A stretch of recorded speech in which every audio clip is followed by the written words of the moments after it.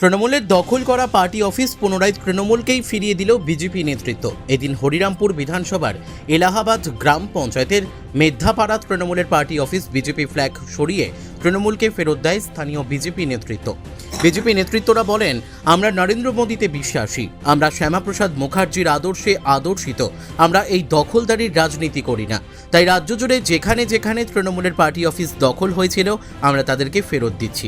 ভারতীয় জনতা পার্টির আমরা হরিরামপুর বিধানসভার এই এলাহাবাদ অঞ্চলের এই মেধ্যাপাড়া অঞ্চলে আমরা বুঝেছি, আমরা ভারতীয় জনতা পার্টির কার্যকর্তা, আমরা নরেন্দ্র মোদীর বিশ্বাসী, আমরা শ্যামাপ্রসাদ মুখার্জির আদর্শে আদর্শিত। আমরা ভারতীয় জনতা পার্টি এই দখলদারি রাজনীতিতে আমরা বিশ্বাস করি না। আমরা ভারতীয় জনতা পার্টি আমরা সমগ্র পশ্চিমবাংলার যে সমস্ত বিরোধী দলীয়দের যে সব পার্টি অফিস দখল করা হয়েছিল, তার সঙ্গে সঙ্গে আমাদের অত্র এলাকায় যে দলীয় বিরোধী দলের যে দলীয় কার্যালয় দখল করা হয়েছিল, সেই দলীয় দখলমুক্ত কার্যালয়কে আমরা দখলমুক্ত করে দিলাম।